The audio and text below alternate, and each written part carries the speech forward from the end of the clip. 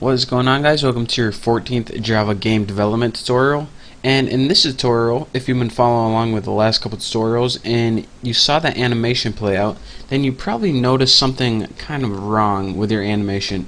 Now the code worked fine, but whenever you watch your animation, you could see that it was flickering, kind of like the screen would show up and it would blink like it was supposed to, but it would look like the face was flickering on and off.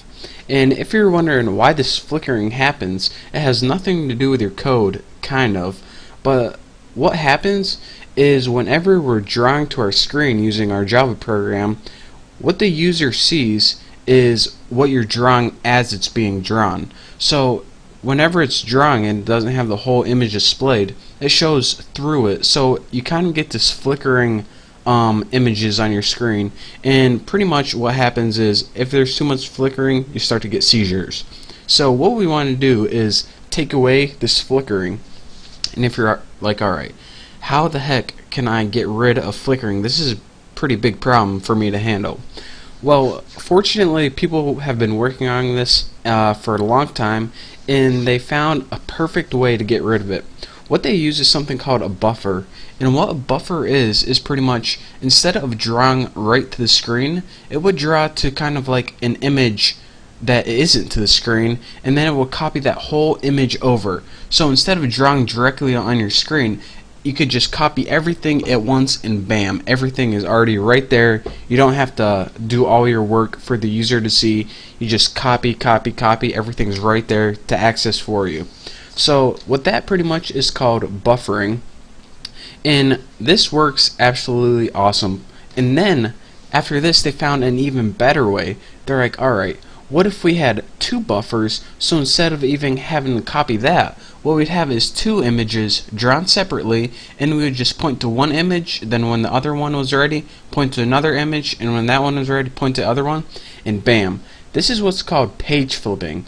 Now all of this is pretty confusing, and to write all this code, I mean, we can do it, but it would take up a lot of space. So thankfully, Java already wrote all this code for us, and it's called a buffer strategy.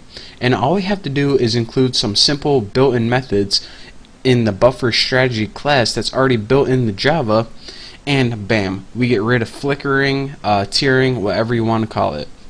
The one problem really is we have to rewrite our entire screen class.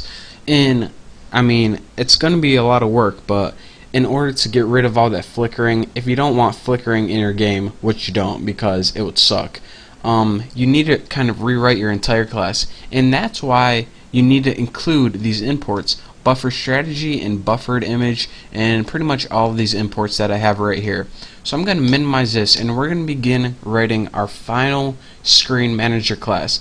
Now if you're wondering, alright, what happened in the screen class, we're going to get rid of that completely and replace everything.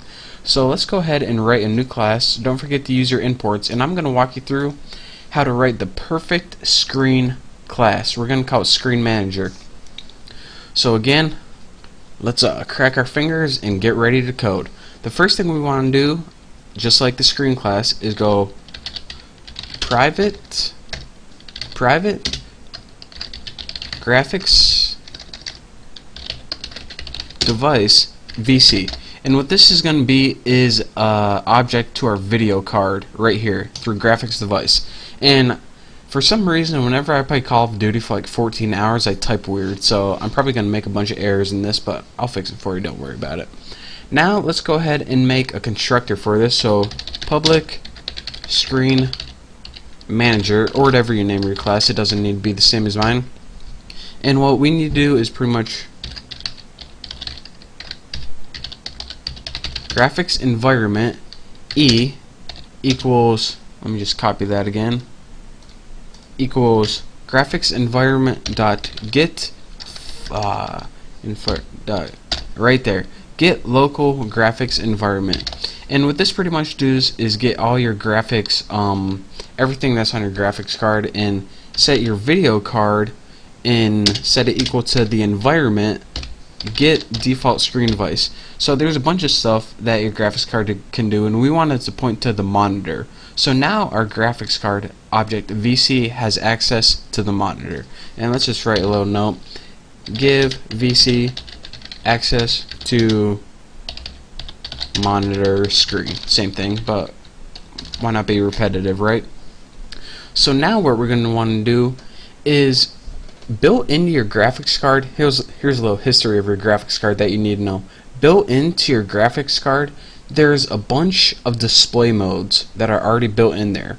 The problem is our program doesn't know what graphics card, what computer this is going to be on. It doesn't know what graphics card this program is using, and it doesn't really know what display mode is compatible with the program.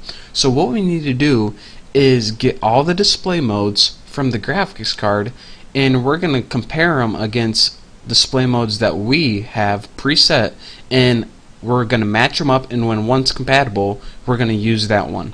So the first thing we need to do is get all the display modes from your graphics card. So let's go ahead and make a method public. Let's go ahead and make a little get all compatible DMs for display mode. So anyways, public display mode, this is array, it's built in, get compatible, there, I spelled it right, display modes. And what this method is going to do is get all your compatible display modes. So I want to make sure I spelled it right. There we go. And all you need to do is this: return video card dot get, it should be right here, get display modes, right there, I see it. And as you can see, that popped up because it was already a built-in method. And what this is going to do is it's going to get all of your display, I probably spelled that wrong right there. It's going to get all of your display modes that are built into your graphics card, and we need to write this because everyone that runs our game is going to have a different graphics card, so that's why we need to do all this code.